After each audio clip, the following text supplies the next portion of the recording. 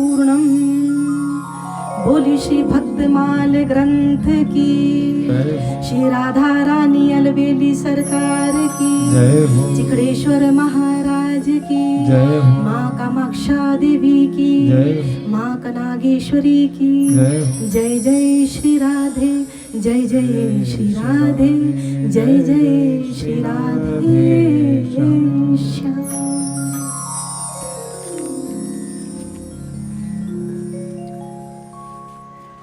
हरि सो जग कछु वस्तु नहीं, प्रेम पंथ सो पंथ, सद्गुरु सो सज्जन नहीं, श्री भक्तमाल सो ग्रंथ। भक्तमाल क्या है? भक्तमाल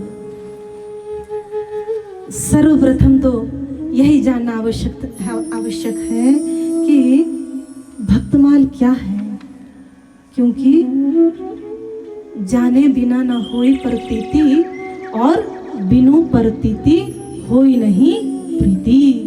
जब तक हम यह नहीं जानेंगे कि भक्तमाल है क्या, इसको सुनने से क्या लाभ होता है, अथवा इस कथा का आयोजन यदि हम घर पर अथवा मंदिर में करवाते हैं तो उससे हमें क्या लाभ प्राप्त होता है, तब तक हमारी कथा में रुचि नहीं बनेगी। भक्तमाल अर्थात भक्तों की माला।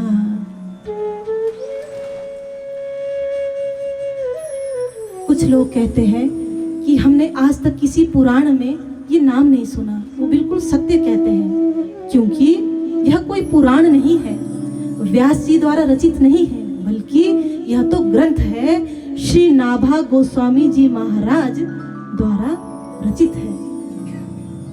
रचना की श्री नाभा गोस्वामी जी महाराज ने, और इसका जो विस्तार किया वो किया श्री प्रियादास जी महाराज ने। और इसकी स्थापना हुए कोई ज्यादा वर्ष नहीं हुए हैं।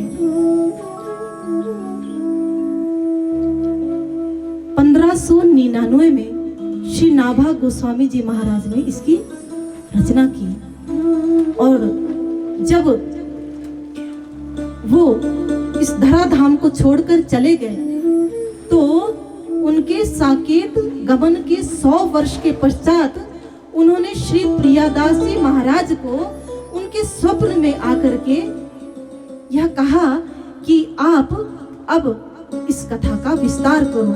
तो 1769 में इसका विस्तार हुआ है, ज्यादा वर्ष नहीं हुए हैं।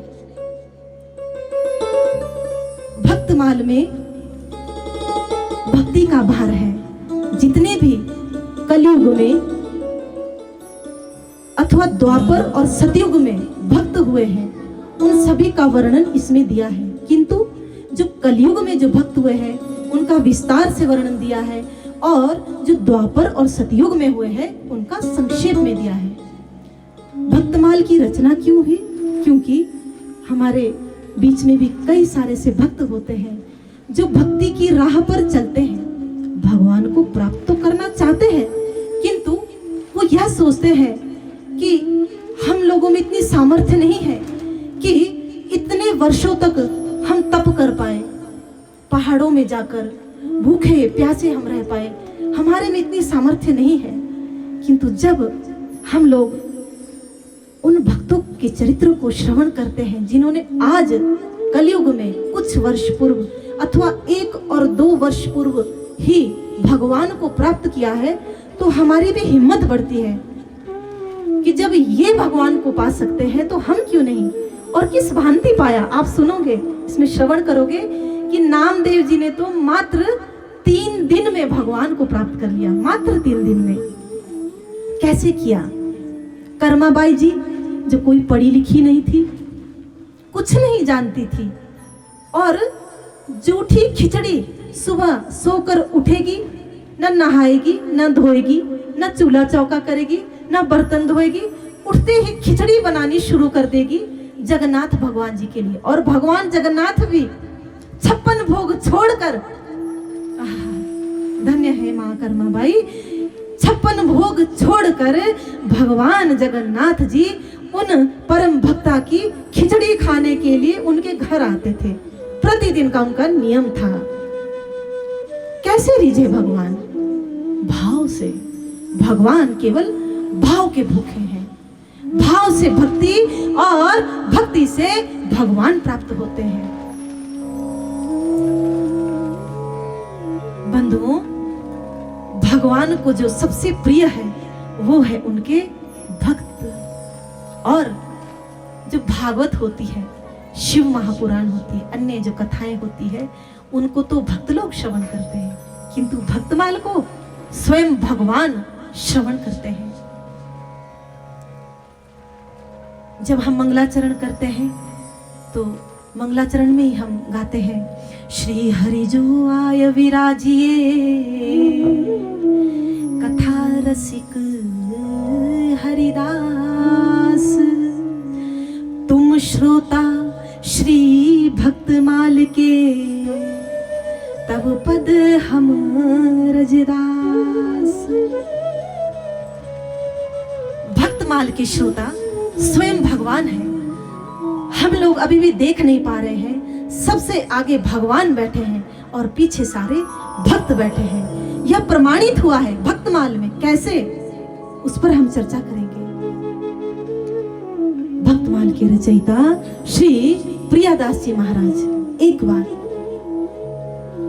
भ्रमण करते करते जयपुर पधारे, और संतों को हमेशा भ्रमण करते रहना चाहिए,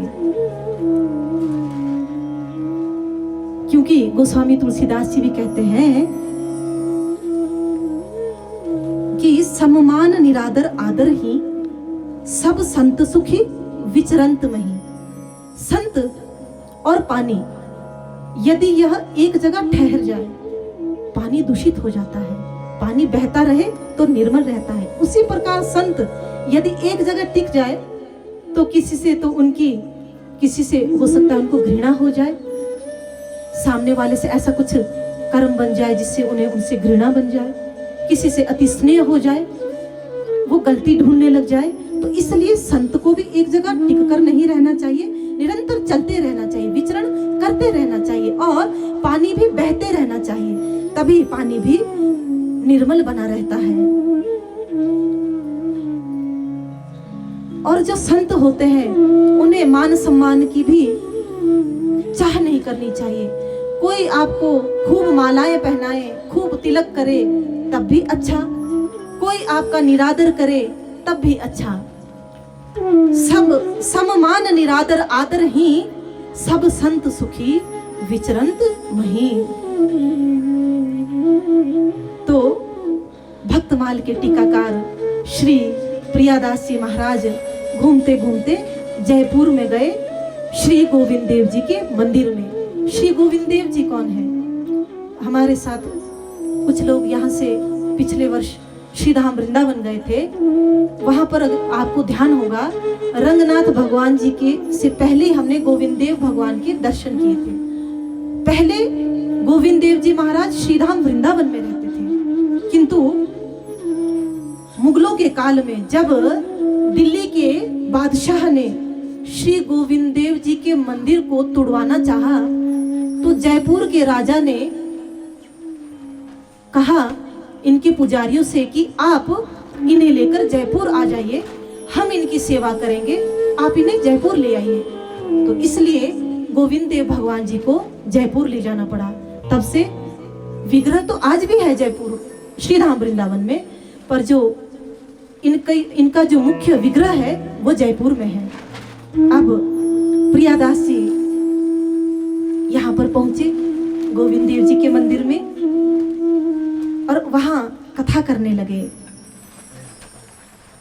एक भक्त की कथा हमें स्मरण आ रही है बंधुओं। गोविंद देव जी जो है रसिक बिहारी सरकार भी इन्हें कहते हैं, सबसे जल्दी सुनने वाले हैं। एक बार एक चोर इनके मंदिर में आया, और जब इसने गोविंद देव भगवान जी के चांदी के पात्र देखे तो इसके मन में लालच आ गया कि ये पात्र तो मेरे पास होने चाहिए थे। पूरा दिन देखता रहा कि किसी प्रकार से मुझे यहाँ पर मौका मिल जाए, भीड़ कुछ, भक्तों की भीड़ कुछ कम हो और मैं सारे पात्र इकट्ठे करके यहाँ से फरार हो जाऊं। किंतु भक्तों की भीड़ इतनी थी, सुबह से शाम हो गई, किंतु इन्हें अवसर प्राप्त नहीं हुआ। अब रात्रि में जब रात होने लगी, पुजारी जी भी आरती करके वापस आ गए, मंदिर का दरवाजा बंद करने के लिए तैयारी करने लगे। मन ही मन प्रार्थना की, गोविंद देव भगवान, आप तो सबकी सुनने वाले हो, यदि आपके यहाँ से आज मुझे कुछ भी प्राप्त नहीं हुआ तो मेरे बच्चे तो भूखे मरेंगे, क्या आपको यह अच्छा लगेगा? ये बड़े दयालु है। दया आ गई, बोले एक काम करना, तुम रात्रि में यहाँ आना, दरवाजा मैं अपने आप खोल दूंगा, मुझे छोड़कर यहाँ जितना भी सामान है तुम सब लेकर चले जाना, उसको बेचकर जितना भी धन प्राप्त हो उससे तुम घर में अपना राशन पानी ले लेना, किंतु मुझे छोड़ देना। जी महाराज बड़ा प्रसन्न हो गया। पुजारी जी ने मंदिर का ताला लगाया, चले गए। आधी रात में यह चोर आया और जितने भी चांदी के पात्र थे, जो कुछ भी इसको मिलता है, गोविंद देव जी को छोड़कर सब कुछ लेकर फरार हो जाता है। उसी दिन से इसका हृदय परिवर्तन हो जाता है। आत्मग्लानि होती है कि कितना दुष्ट हूं मैं, और भगवान कितने कृपा निधान, अकारण करुणा वरुणालय, इसीलिए कहा जाता है बिना कारण ही कृपा करते हैं, बिना कारण ही करुणा करते हैं। बड़ी आत्मग्लानि हुई, कितना दुष्ट हूं मैं, कभी आज तक मैंने इनको हृदय से स्मरण नहीं किया, कभी सेवा नहीं की। जब मेरे मन में इतना बड़ा विकार आ गया चोरी का, उसके पश्चात भी इन्होंने मेरे ऊपर इतनी कृपा की। यदि सोचिए मैंने इनकी भक्ति की होती तो मैं तर जाता। उसके बाद इन्होंने चोरी करना छोड़ दिया। ऐसे है हमारे गोविंद देव जी महाराज। तो प्रियादास जी महाराज इनके मंदिर में कथा करने लगे। सारे भक्तजन, श्रोतागण आप लोगों की तरह बैठे कथा सुन रहे थे, प्रियादास जी कथा सुना रहे थे। देखिए बंधुओं, भक्तमाल श्रीमद् भागवत की जो कथा होती है, आप सभी जानते हैं, साप्ताहिक कार्यक्रम होता है। सप्ताह 7 दिन की यह कथा होती है। देवी भागवत महापुराण भी 9 दिन का होता है। इस प्रकार सबकी समय अवधि निश्चित है। शिव महापुराण, श्रीमद् देवी भागवत महापुराण, श्रीमद् भागवत महापुराण, रामायण जी, हर चीज की। लेकिन एक भक्तमाल एक ऐसा ग्रंथ है, इसके कोई भी समय, इसका समय निश्चित नहीं है। आप 1 दिन की करवाइए, 2 दिन की करवाइए, 3 दिन की करवाइए, 3 महीने की, 3 साल की करवाइए, कोई अवधि निश्चित नहीं है। ऐसी है हमारी भक्तमाल। प्रियादास जी को कथा करते करते वहां पर 10 से 12 दिन हो गए। अब सोचने लगे कि मुझे भ्रमण पर निकलना चाहिए। गए घूमने के लिए। 5-6 दिन के बाद जब पुनः वापिस आए तो कथा करने के लिए बैठ गए और भूल गए कि कहाँ तक की कथा सुनाई थी। भक्तों से पूछने लगे कि सुनाइए, बताइए मुझे, मैंने कहाँ तक कथा सुनाई थी। सारे भक्त चुपचाप बैठे हुए एक दूसरे का मुखमंडल निहारते रहे। तभी मंदिर में बैठे गोविंद देव जी महाराज बोल पड़े। क्या बोले? श्री रैदास भक्त की गाथा भई कहो अब आगे ना था। श्री रैदास भक्त की गाथा कहो आगे प्रभु मेरे नाथा। श्री रैदास, हे प्रभु आपने भक्त रैदास तक की कथा हमें सुनाई थी। गोविंद देव जी भगवान बोल पड़े और सारे भक्त चुपचाप मुख बनकर बैठे थे। तब वही यह निश्चित हो गया कि भक्तमाल जो कथा है, इसके श्रोता, इसके प्रधान श्रोता स्वयं भगवान है। भगवान बैठकर सुनते हैं, भगवान ही प्रधान श्रोता है। यह उस दिन निश्चित हो गया। भगवान कहते हैं कि भक्त मुझे अति प्रिय है। मम प्राणा ही पांडवः, मुझे पांडव अति प्रिय है। आगम शास्त्रों में भी कहा गया है कि भगवान के वक्षस्थल पे जो कौस्तुक मणि है वह और कोई नहीं, भगवान के भक्त ही है। देखिए बंधुओं, जो माला होती है, माला कैसे बनती है? माला को बनाने के लिए 4 चीजें चाहिए। क्या क्या? प्रथम तो मन का, दूसरा ये सूत्र अर्थात धागा, तीसरा सुमेरु और चौथा फूदना। इन चारों को मिलाकर बनती है एक माला। अब जब नाभाजी महाराज ने यह भक्त माला बनाई तो इस माला में भी उन्होंने जो 4 प्रकार के, उस माला को बनाने के लिए इन्होंने जो सुमेरु, जो मनके लगाए हैं। ये मनके क्या है? मनके है भक्त, भक्त है मनके। और जो सूत्र है वह है भक्ति सूत्र। भक्ति सूत्र में भक्त रूपी मनकों को पिरोकर उनके हृदय को चीरते हुए, भक्ति रूपी सूत्र भक्तों के हृदय को चीरते हुए यह माला तैयार करता है। इस माला में जो ऊपर जो सुमेरु आपको दिखाया वह है गुरु, और उन सब के जो ऊपर है फूदना वह है भगवान। मंगलाचरण में हमने अभी गाया, भक्त भक्ति भगवंत गुरु चतुर नाम वपु एक, इनके पद बंधन किए नाशद विघ्न अनेक। भक्त भक्ति भगवंत और गुरु, चतुर नाम वपु एक। ये कहने में तो 4 है किंतु एक ही है। कैसे? भक्त के अंदर ही तो भक्ति होती है, तभी तो वो भक्त कहलाएगा। और गुरु, जब कोई भक्त होगा, किसी के अंदर भक्ति होगी, तभी ना वो गुरु बन पाएगा। कोई नास्तिक थोड़ी ही गुरु बनेगा। भक्त भक्ति गुरु। अब है भगवंत।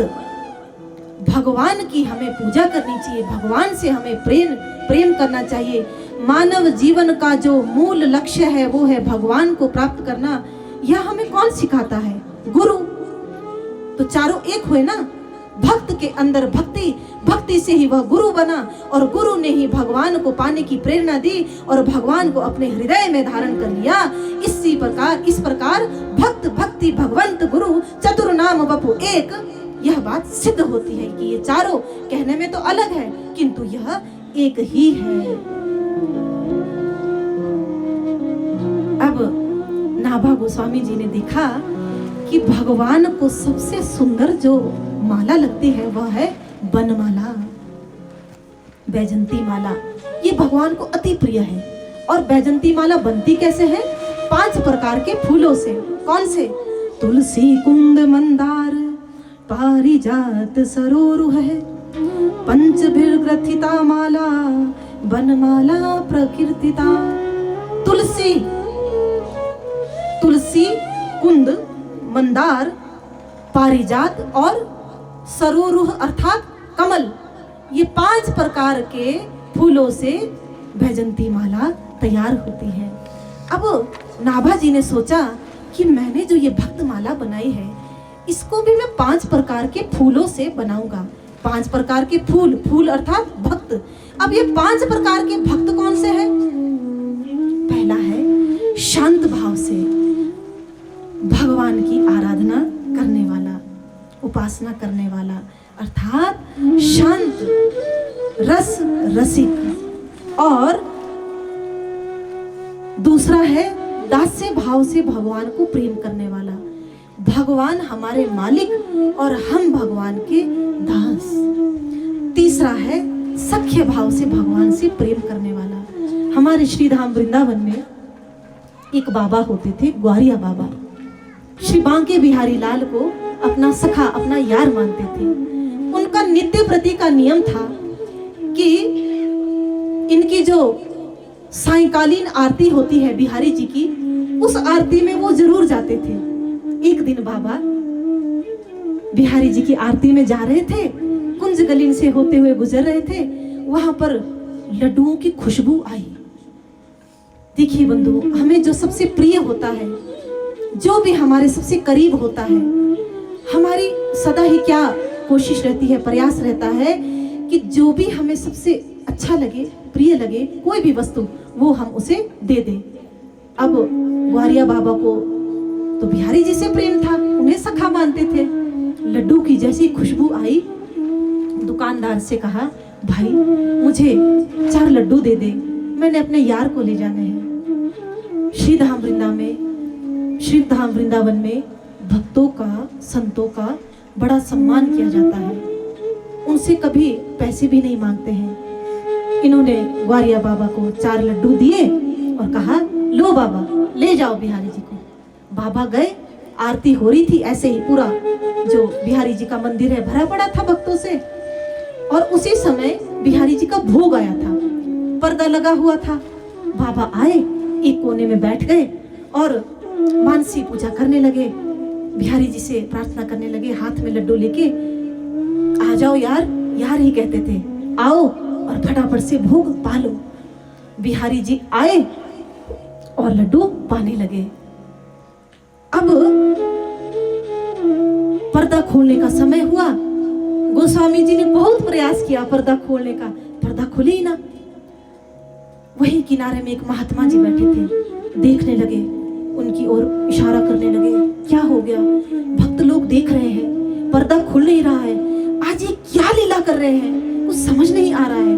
उन्होंने भी इशारा किया बाबा की ओर, वो देखो बाबा बैठे हैं ना, वही कुछ ना कुछ लीला हो रही है, उधर जाओ। ठीक है, गोस्वामी जी गए बाबा के पास। बाबा, ए बाबा, बाबा, एकदम से उठे। अब ये तो भाव लीला में भोग पवा रहे थे, बिहारी जी भोग पा रहे थे, भोग तो पा लिया था, लेकिन इनका मुख धुलाया नहीं था। तो बिहारी जी के छोटे बच्चे जैसे खाते हैं, लड्डू चेहरे में, मुख में लगा हुआ था। इन्होंने नेत्र खोले, कहा, क्या हुआ? अरे ये तेरा जो यार है आज हमारी बेइज्जती करवा के रखेगा क्या? पट क्यों नहीं खुल रहा है? देखो सारे भक्त लोग हमारी ओर देख रहे हैं। बाबा ने नेत्र बंद किए, जाओ अब तुम जाओ, बिहारी जी को भेज दिया। इधर गोस्वामी जी से कहा, वहां पुजारियों को गोस्वामी जी कहा जाता है, गोस्वामी जी अब जाइए, पट खुल जाएगा। इन्हें बड़ा आश्चर्य हुआ, ऐसे कैसे खुल जाएगा? चलिए ठीक है, बाबा कह रहे हैं, जाकर देखता हूँ, प्रयास करता हूँ। जैसे ही गए, पट खोलने का प्रयास किया ही था, अपने आप पट खुल गया। अब तो गोस्वामी जी बड़े परेशान हो गए, ये क्या लीला रची बिहारी जी ने। बिहारी जी हमारे बड़े नटखट हैं, आज भी वृंदावन में बड़ी लीलाएं रचते हैं, बड़े नटखट है ये। अब उन्होंने शयन आरती की, बिहारी जी को सुला दिया, लेकिन इनके दिमाग में वही घूमता रहा कि आज आखिर क्या लीला रची बिहारी जी ने। जाकर मैं उन बाबा से पूछूंगा जरूर। आसपास के लोगों से पता किया, फकीर लोग, बाबा लोग, संत लोग कहीं भी पड़े रहते हैं, इन्हें कोई महलों के घर की आवश्यकता तो होती नहीं। पूछा ब्रज की गलियों में, अरे वो बाबा कहाँ बैठे हैं जो बिहारी जी को यार बना है? कि फलानी जगह में चबूतरे पर बैठे हैं। ठीक है, गए, ए बाबा बता, ये तेरा यार क्या लीला करता रहता है? हाँ, आज हमारी तो बेइज्जती करवा दी थी, और जब तुमने कहा कि अब पट खोल देगा, हमने हाथ भी नहीं लगाया, पट अपने आप खुल गया, ऐसे कैसे बना? तब समझाया, अरे वो तो भाव का भूखा है, उसको 56 प्रकार के भोग की आवश्यकता नहीं है। अरे पूरे संसार को जो दे रहा है, भला तुम उसे क्या दोगे? तुम्हारी औकात है कुछ देने की? एक बाल तक तो हम पकने से रोक नहीं सकते, फिर हम कहते हैं हमने ये दिया, हमने ये किया। क्या हमारी इतनी औकात है कि हम एक बाल पकने से रोक सके?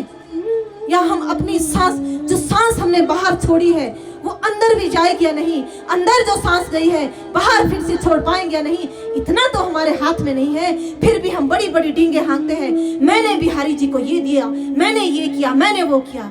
क्या कर सकते हैं हम लोग? कुछ नहीं कर सकते। हमारी औकात तो सांस लेने तक की नहीं है। इनका एक बटन दबाना है, इन्होंने प्राण निकलने में देरी नहीं लगेगी। अहंकार करते हैं हम लोग, इसीलिए भगवान को पा नहीं पाते हैं। जिस दिन हम मन से ये अहंकार त्याग देंगे कि प्रभु जो भी है सब तुम्हारा है, हम तुम्हारे हैं, तुम्हारा ही दिया हुआ हम तुम्हें ही देते हैं, तुम्हारा बहुत बहुत धन्यवाद प्रभु कि तुमने हमें कुछ करने के लायक बनाया, हमें कुछ देने के लायक बनाया। हे प्रभु, हम आपके सदा ही ऋणी रहेंगे। देखना उसी दिन प्रभु आपको लीला दिखानी शुरू ना कर दे, आपको भगवत प्राप्ति ना हो जाए, तो याद रखिएगा भगवान अहंकार नहीं मानते हैं। जहां आपके अंदर मैं शब्द आया, तुरंत भगवान गायब। सर्वप्रथम अहंकार को त्यागना होगा। गोस्वामी जी को उन्होंने समझाया और कहा कि पहले तुम जाकर के अपने बिहारी जी का मुखमंडल तो धो दो। अरे पूरे मुख में उसके जूठन लगी है और तुमने उसे जूठे मुख ही सुला दिया। जाओ जाकर उसका मुख तो धो। गोस्वामी जी आए, स्नान किया, बढ़िया वस्त्र पहने, साफ सुथरे और पवित्र अवस्था में बिहारी जी के पास ज्यों ही गए, ज्यों ही पट खोला, ज्यों ही मुख के ऊपर से चादर को हटाया, क्या देखते हैं? सांवला सलोना बालक सोया है और मुख में लड्डू लगे हैं। गोस्वामी जी का हृदय भाव विभोर हो गया। धन्य हो बाबा, आप धन्य हो। आपके पास भगवान को देने के लिए वो है जो हमारे पास नहीं। हम बहुत धनवान बनते हैं कि गोस्वामी से बड़ा कोई नहीं, किंतु आज मैं कहता हूँ हमसे गरीब कोई नहीं। रात दिन इनकी सेवा में रहते हैं, आज तक दर्शन नहीं कर पाए क्योंकि अभिमान में चूर रहते हैं। और बाबा तुम देखो, तुम क्योंकि भगवान को भाव चढ़ाते हो। भगवान को क्या चाहिए? भगवान को मन चाहिए, क्योंकि उनका मन लगा है श्री जी के चरणों में। उनके पास मन नहीं है, बाकी सब कुछ है, और एक मन ही है जो व्यक्ति दे नहीं पाता है। मन हम देते हैं इस संसार को और तन देते हैं भगवान को। भगवान को तन नहीं चाहिए, तन चाहिए संसार को और मन चाहिए भगवान को। इसलिए तन दे दो संसार को और मन प्रभु को। बहुत रोते हैं गोस्वामी जी, सारा अहंकार चकनाचूर हो जाता है। तो ये जो भक्त थे ग्वारिया बाबा, ये थे सख्य भाव के पुजारी। जो हमने आपको बताया कि पहले 5 प्रकार के जो फूलों से ये भक्त माला बनी है, भक्त माल। इस माला में पहले जो थे वो है शांत भाव, रस रसिक, दूसरे हैं सख्य भाव वाले, दूसरे हैं दास्य भाव वाले और तीसरे हैं सख्य भाव वाले। अब आए चौथे भाव वाले भक्त। चौथे भाव वाले जो भक्त होते हैं वो होते हैं वात्सल्य भाव वाले। भगवान को अपना बालक समझते हैं और स्वयं को अपना उनके माता पिता। जैसे उदाहरण स्वरूप कर्माबाई जी, वो स्वयं को भगवान जगन्नाथ जी की मां मानती थी और भगवान को अपना बेटा। इसीलिए तो भगवान रोज दौड़े दौड़े उनके पास आते थे और खिचड़ी खाते थे उनके हाथ की बनी हुई। 5वें प्रकार के जो भक्त होते हैं वो होते हैं श्रृंगार भाव वाले। भगवान को अपना पति जो मानते हैं, गोपी रूप में जो रहते हैं। हमारे जो नाभा गोस्वामी जी हैं, भक्तमाल के रचयिता, वो भी श्रृंगार भाव के ही पुजारी थे। वो स्वयं को गोपी स्वरूप मानते थे। तो 5 प्रकार के फूलों से जो यह माला बनी है, वो 5 प्रकार के फूल कौन से हैं? शांत रस रसिक, दास्य भाव वाले, तीसरे सख्य भाव के पुजारी, वात्सल्य भाव वाले और 5वें श्रृंगार भाव के पुजारी। ये 5 प्रकार के भाव वाले भक्तों से, भक्त रूपी फूलों से यह भक्तमाला बनी है। जो दास्य भाव वाले भक्त होते हैं बंधुओं, वो भी भगवान को अति प्रिय होते हैं। हनुमान जी दास्य भाव के उदाहरण है हमारे सामने। हनुमान जी महाराज कहते हैं, दासो हम कौशलेंद्रस्य रामस्य अक्लिष्ट कर्मणः हनुमान शत्रु सैन्या नाम निहंता मारुतात्मजः।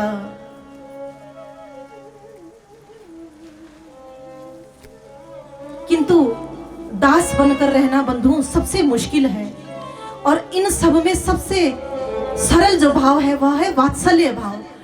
बस भगवान को अपना पुत्र मान लीजिए और स्वयं को उनका पिता अथवा उनकी माँ, ये सबसे सरल है।